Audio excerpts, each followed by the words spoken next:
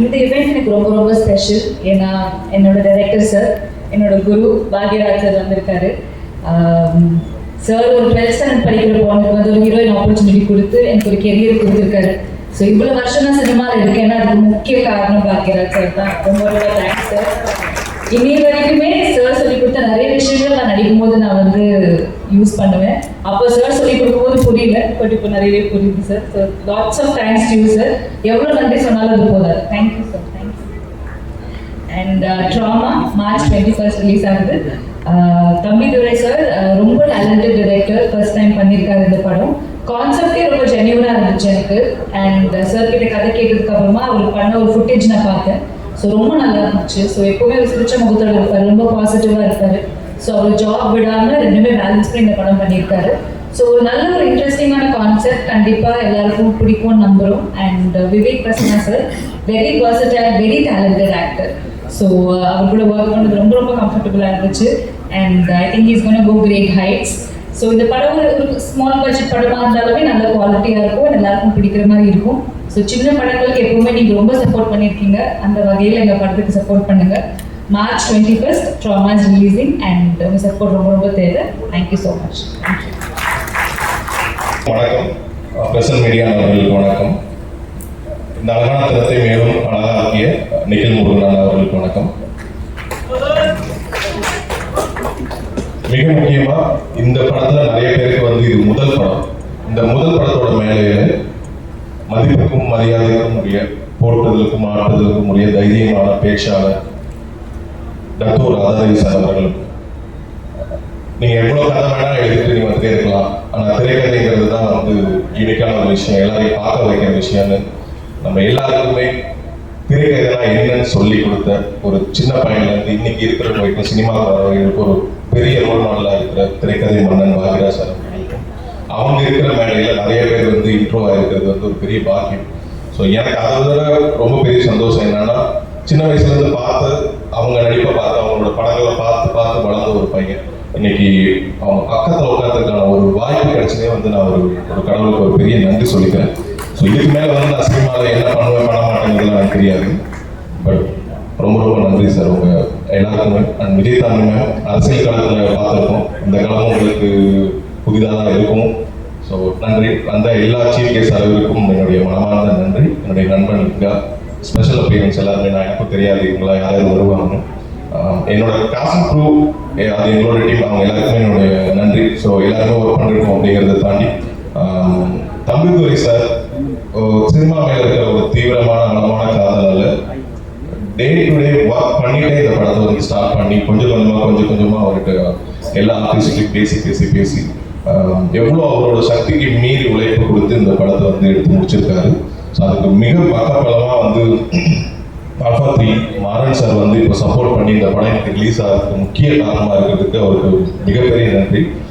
சின்ன படங்கள், பெரிய படங்கள், இது எல்லாத்துக்குமே கொண்டு போய் சேர்க்கிற முதல் சக்தி நீங்கள் மட்டும்தான். ஸோ இந்த படத்தோட ட்ரெய்லர் அண்ட் ஆடியோ எல்லாமே நீங்கள் கேட்டீங்க, பார்த்தீங்க. நம்ம எல்லாருக்கும் கண்டிப்பாக பிடிச்சிருக்குன்னு நம்புகிறேன். இந்த மக்கள் இடத்துல கொண்டு போய் படம் ரிலீஸ் ஆகிற இல்லை ப்ரெஸ் ஷோலேருந்தே அதை வந்து நீங்கள் உங்களோட ரிவ்யூ மூலமாக சொல்கிறத வச்சு தான் இந்த படத்தை வந்து நாங்கள் இன்னும் மக்களுக்கு ஆழமாக கொண்டு போய் சேர்க்க முடியும். ஏன்னா தொடர்ந்து 20 நாளாக நாங்கள் வந்து இப்போ ரிலீஸ் டேட் அனௌன்ஸ்மெண்ட்டுக்கு முன்னாடிலேருந்தே ப்ரொமோஷன் ஒர்க்குக்காக நிறைய எங்கள் டீமோட சேர்ந்து எல்லா இடத்துக்கும் போயிட்டுருக்கோம். ஸோ உங்களால் மட்டும்தான் இந்த படம் அதோட இடத்தை வந்து அடையுங்கிறது நான் ஆழமாக நம்புகிறேன். ஸோ தேங்க்யூ ஸோ மச் இந்த வாய்ப்பை எனக்கு கொடுத்ததுக்கு. அண்ட் தம்பிதுரை சார் மாதிரியான ஒரு நல்ல மனிதர் அடுத்தடுத்து நிறைய படங்கள் பண்ணுறதுக்கு இந்த ட்ராமா படத்தோட வெற்றி வந்து ரொம்ப அத்தியாவசியமானது. அதுக்கு உங்களோட சப்போர்ட் ரொம்ப ரொம்ப எனக்கு தேவை. யாரோட பேரையும் நான் மட்டும்தான் அடிக்கிறேன். இந்த படத்தை இன்னைக்கு இந்த மேடையோட நாயகன் மியூசிக் டைரக்டர் சார் அப்தத் அவர்களுக்கும் என்னுடைய மனமார்ந்த வாழ்த்துக்கள். ஸோ தேங்க்யூ ஸோ மச், அனைவருக்கும் நன்றி.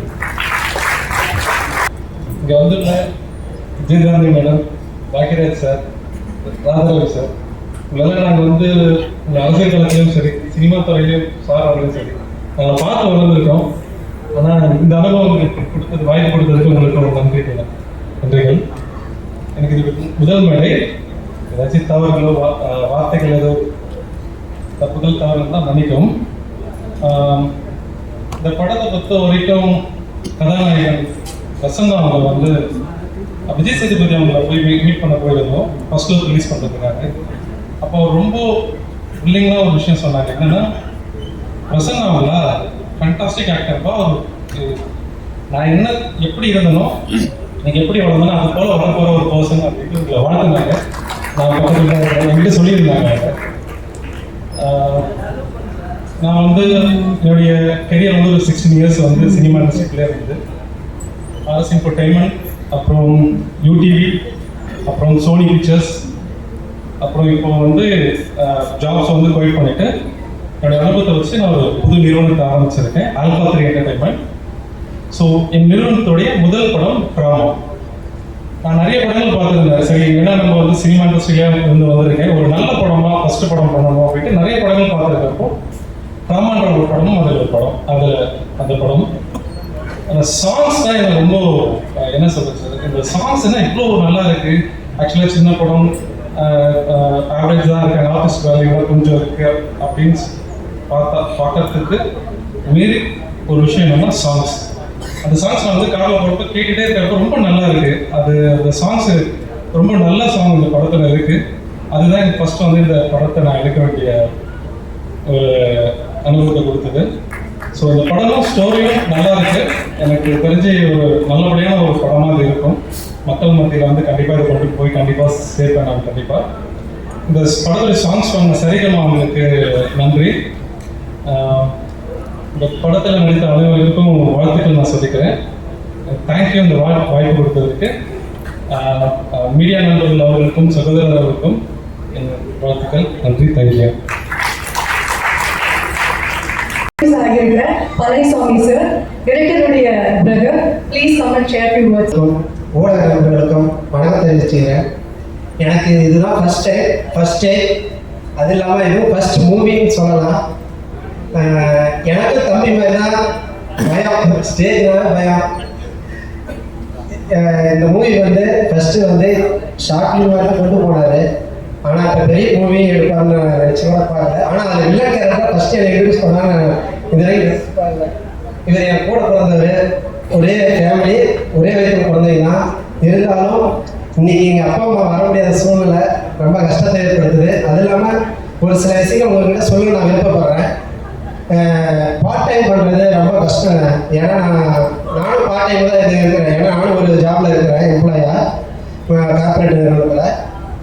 ஒரு ஜாப் பண்ணிட்டு வீட்டுக்கு வந்துட்டு அந்த டைனமிக்ஸும் பார்க்காம ஒரு ஒர்க்கு போய் பார்க்கறது ரொம்ப சிரமங்க. ஏன்னா நான் கண் கூட பார்த்துட்டேன். ஏன்னா நைட்டு ஃபுல்லாக ஷூட்டு நடக்கும். நைட்டு ஃபுல்லாக ஷூட்டு நடந்தோடனே இவர் காலையில் வந்து பிடிச்சிட்டு உடனே வேலைக்கு போயிடுவார். ஆனால் என்னால் அப்படி போக முடியல. இவர் மட்டும் எப்படி நம்ம கூட தான் இருக்கிற தம்பி, இவரு கூட இப்படி ஒரு கான்ஃபிடன்ஸ். ஏன்னா என்ன போல் வாழ்க்கைன்னு சொல்லுவாங்க இல்லையா, ஒவ்வொரு விஷயம் நம்ம என்ன எடுத்து எப்படி கொண்டு போகிறோமோ அது ஜெயிக்கிறதுக்கு அந்த இது நம்பிக்கை தான் அதை என்ன போல் வாழ்க்கைன்னு சொல்லுவாங்க. ஆனால் என்னத்தை நம்ம அவங்க தவறிடாமல் இந்த அளவுக்கு வந்து முயற்சி பண்ணி கொண்டு வந்ததுக்கு ரொம்ப சந்தோஷப்படுறோம். ஏன்னா நானும் ஒவ்வொரு ஸ்டேஜ் ஏறி இருக்கிறோம், தம்பி நானும் நிறைய ஆடிஷன்லாம் பண்ணி பார்த்துருக்குறோம். ஆனால் எந்த வாய்ப்பும் கிடைக்கல. ஆனால் இது ஓனாக முயற்சி பண்ணிக்கிறாங்க. ஆனால் பாக்கியராஜ் சார் வந்து நான் டிவிலாம் பார்த்துருக்கிறேன். ஆனால் இன்றைக்கி தான் நேரில் ஸ்டேஜில் பார்க்குறேன். ஆனால் ஒவ்வொரு காட்சியும் நல்லா சிறப்பாக. ஆனால் அவங்க வந்து மூணு முடிச்சு படம் தான் எனக்கு ரொம்ப பிடிக்கும். அது எத்தனை தடவை போனாலும் சகிக்காமல் பார்ப்பேன். அவரோட ஒவ்வொரு ரியாக்ஷனும் நான் வீட்டில் பிடிச்சி அவரோட ஒவ்வொரு ஆக்ஷனும் நான் என் வீட்டில் நான் பண்ணி பார்ப்பேன், என் ஒய்ஃப் கிட்ட. அது ரொம்ப த்ரில்லிங்காக இருக்கும். அதே மாதிரி ராதாரவி சார் வில்லன் கேரக்டர்லாம் நிறைய ஆக்ஷன் எல்லாம் பண்ணியிருப்பாரு. நானும் என் ஒய்ஃப் கிட்ட நிறைய இந்த மாதிரி கிண்டலாம் நல்லா பண்ணியிருப்பேன். அவங்க ஒவ்வொரு ஸ்டேஜும் ஒவ்வொன்று பண்ணுவாங்க. நீ ஒரு ஸ்டேஜில் பண்ணு, நீ அவன் ஸ்டேஜில் பண்ணுற அப்படின்னு. ஆனால் அவரு சார் பாக்கியராஜ் சார் எனக்கு ரொம்ப பிடிக்கும். Thanks to all. அதே போல் நிறைய விஷயம் சொல்லலாம். ஃபர்ஸ்ட் டைம்ன்றதுனால என்னால் என்ன பேசணும்னு சொல்ல முடியல. தம்பி மாதிரி தான். மார்ச் 21 இந்த மூவி ரிலீஸ் ஆகுது. அது மட்டும் இல்லாமல் என் தம்பியோட எல்லாரும் ஒர்க் பண்ணுறதுக்கு இந்த மேடம் மூலமாக நான் வந்து நன்றி தெரிவிச்சுக்கிறேன். அது இல்லாமல் நைட்டு போகலாம் உழைச்சிருக்கிறாங்க இந்த டீமு. அது நேரம் பார்க்காம முயற்சி பண்ணி இந்த லெவலுக்கு கொண்டு வந்ததுக்கு தேங்க்யூ. பத்திரிகை நண்பர்கள் இதை வந்து கொண்டு போய் சேர்க்கணும் இந்த படத்தை அப்படின்னு பத்திரிகையெல்லாம் நான் சொல்லிக்கிறேன். அது இல்லாமல் இது ஃபஸ்ட்டு மூவின்றதுனால உங்களோட பத்திரிகை நிறுவனங்களும் ஊடகங்களும் எனக்கு சப்போர்ட் பண்ணணும்னு நான் கேட்டுக்கிறேன். நன்றி. மக்களுக்காக தொடர்ந்து பல வேலைகள் செஞ்சுட்டு இருக்காங்க. Please come on to the stage and share you words.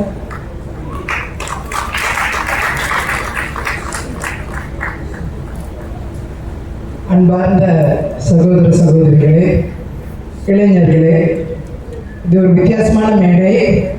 என் அரசியல் மேடை தான் நான் ஆண்டாண்டு காலமாக பார்த்த மேடை.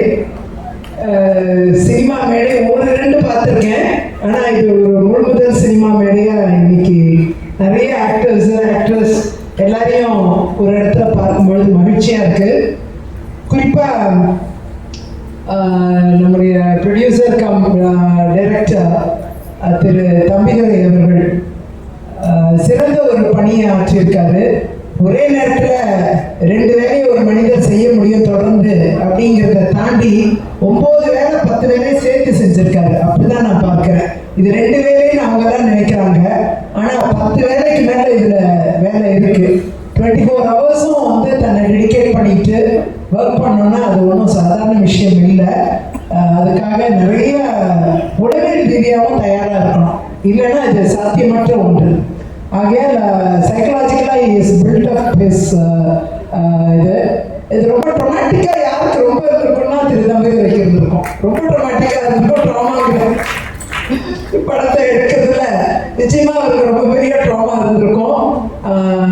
அவ்வளோ தூரம் வந்து ட்ராமாங்கிறது இப்போ நான் வழக்கறிஞர் என்ற முறையில் தினந்தோறும் பார்த்தீங்கன்னா நிறைய ட்ராமாவோட கிளைண்ட்ஸ் வருவாங்க. பொலிட்டீஷியன் முறையில் நிறைய ட்ராமாவோட மக்கள் வருவாங்க எங்களை நோக்கி.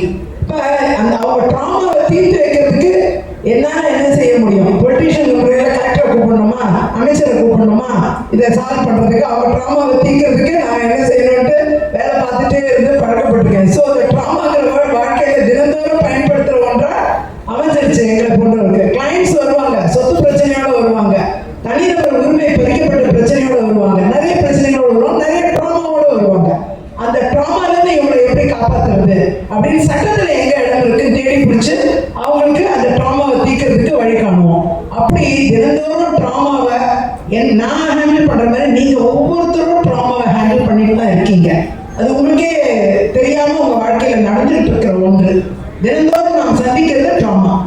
அந்த ட்ராமாலேருந்து ரிலீவ் ஆனா சந்தோஷம், ஹாப்பினஸ் வந்துடும். அப்போ டெய்லி லைஃப்ல பார்க்கிற ஒன்றை தான் இந்த சினிமா வந்து தீவிரமா நிறைய விஷயங்களை ஒருங்கிணைத்து காமிச்சிருக்கோம் நான் நினைக்கிறேன். நான் இன்னும் சினிமா பார்க்கல, அதனால நிச்சயமா ப்ரிவியூல சினிமா பார்ப்பேன்னு நினைக்கிறேன். இந்த பாடல் வந்து நீங்க திரு ராஜ் பிரதாப் அவர்கள் சிறந்த பாடல்களை வழங்கியிருக்காரு, பிரமாதமான பாடல்கள். அந்த 4 பாடல்கள் நம்ம பார்த்த 4மே ஒண்ணு கூட ஒரு பாடல் கூட சொல்லப்படாது, அப்படிப்பட்ட பாடல்களை வழங்கியிருக்காரு. லிரிசிஸ்ட் வந்து திரு மகேஷ் பாலகிருஷ்ணன் 2 பாடல் எழுதியிருக்காரு. அவர் என்னுடைய நெருங்கிய உறவினர், இன்னைக்கு நம்ம கூட இல்லை. அவர் ரொம்ப இளம் வயதிலேயே இறைவனடி சேர்ந்து விட்டார். அவர் வந்து தன்னுடைய வாழ்க்கையில மிகப்பெரிய பாடலாசிரியர் ஆகணும்ட்டு கடுமையா உழைத்தவர். இந்த மௌமிக்காக முதற்கட்ட பணிகளில் தன்னை ஈடுபடுத்திட்டு தாலையோ பாட்டு ஒன்று, இன்னொன்று ஒரு பார்வை. இந்த 2 பாடல்களுமே மெலடி ரொம்ப அருமையா இருந்தது, கேட்கவே ரொம்ப பிரமாதமா இருந்துச்சு. நிச்சயமா இந்த மீன் 2 பாடல்கள் ஹிட். அது 2மே பாத்தீங்கன்னா அது பாப் சாங்ஸ் அதெல்லாம். ஸோ இது எல்லாமே பெரிய லெவலில் சாங்ஸ் வந்து பெரிய ஹிட்டா இருக்கும்ங்கிறது என்னுடைய நம்பிக்கை. அதுல இருவேறு இருக்க வாய்ப்பே இல்லை. மீடியா நீங்க தான் இதை வந்து பாடல்களை கொண்டு சேருங்க. நிச்சயமா படம் கொண்டு சேர்க்கப்படும், அதுல இருவேறு கருத்து இல்லை. இந்த பாடல் ரீச் ஆனாலே மக்கள் படத்தை பார்க்க ஆரம்பிச்சிருவாங்க. நிச்சயமா படம் பெரிய வெற்றியை காணும். அது சிறந்த நடிகர்கள், இன்னைக்கு மேடையை அலங்கரிச்சிட்டு இருக்கிற நடிகர்கள் வந்து தங்களுடைய பணியை வந்து ரொம்ப டெடிகேட்டடா, அதுவும் ஒரு ஃபுல் டைம் எம்ப்ளாயி, ஒரு பார்ட் டைம் படம் எடுக்கிற ஒரு எம்ப்ளாயிக்கு ஃபுல்லா சப்போர்ட் இருக்காங்க. அதுதான் பெரிய விஷயம். பாதி முழு டைம் டைரக்டருக்கே பாதி பண்ணிக்க மாட்டாங்க. ஃபிலிம் இண்டஸ்ட்ரிங்கிறது அது மாதிரி நான் கேள்விப்பட்டிருக்கேன். ஆனா இன்னைக்கு ஒரு பார்ட் டைம் டைரக்டர் வேலையை பார்த்துட்டு நான் வந்து இந்த படத்தையும் எடுக்கிறேன்னு வந்து சொல்லும்போது உங்களால என்ன செய்ய முடியுமோ முக்கால்வாசி பேர் கேட்பாங்க. ஆனா அதையும் மீறி நாங்க தான் உங்க கூட இருக்கோம், நீங்க தைரியமா படம் வெற்றியா செய்து காமிப்போம்னு இவ்வளவு பேர் கூட இருக்காங்க. ஸோ அதுதான் இந்த படத்துடைய வெற்றி நான் நினைக்கிறேன். நிச்சயமா இந்த ட்ராமா வந்து நிறைய பேர்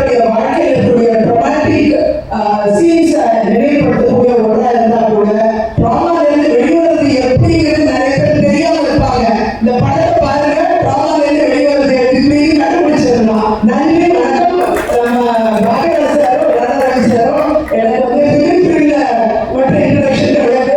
அவங்களோட அரசியல் பயணமும் எனக்கு ரொம்ப அவருடைய ஜானல் பாக்கியா, என்னுடைய முதல் பேட்டியே பாக்கியால தான் கொடுத்திருந்தேன். அந்த பல ஆண்டுகளுக்கு முன்னாடி அவருடைய பத்திரிகை வந்து ஒரு சிறந்த பத்திரிகை. நல்ல வேல்யூபிள் நியூஸ் பாக்கியால பார்க்க முடியும். அதே மாதிரி ராதாரவி சார் வந்து எனக்கு வந்து அவரு ரொம்ப பெரியவரா இருக்கலாம், ஆனா அவருக்கு அப்பா எம்ஆர் ராஜா எங்க அப்பாவோட ரொம்ப நெருங்கின நண்பன். அப்படி அவங்க குடும்பமே எங்க குடும்பத்தோட ரொம்ப இணைந்து பயணித்த குடும்பம். அவருக்கு பன்மருத்துவரா இருந்தார் டாக்டர் பத்மநாபன், ராதாரவி சாரோட அப்பா. அப்பாவுக்கு பன்மருத்துவரா இருந்தார். அன்னைக்கு பெரிய ஜாபவான், பிலிம் இண்டஸ்ட்ரி மட்டும் கிடையாது, அரசியலையும் ஆட்டி படைத்த ஜாபவான் தான் அவங்க ஃபாதர். அப்படி எங்களுக்கெல்லாம் அப்படிதான் அவங்களோட தொடர்பு. ஆகையால் இந்த மேடையில வந்திருக்கக்கூடிய பெரும் தலைவர்கள், அவங்க வந்து பொலிட்டிக்கலாகவும் they are very great people and also media முன்னாடி அவங்க மிகப்பெரிய மனிதர்கள், நடிகர்கள் என்ற முறையில் உச்சத்தை அடைந்தவர்கள். இன்னைக்கு இந்த படத்துக்கு சப்போர்ட் பண்ணி இன்னைக்கு அதோடைய பாடல் வெளியீட்டுக்கு வருகை வந்து அவங்க சிறப்பிச்சிருக்காங்கன்னா உண்மையாவே இந்த படத்துக்கு அவங்களோட கிரெடிட்ஸ் வந்து அட்டாச் ஆகிடுது. அதுதான் இது பெரிய விஷயம்.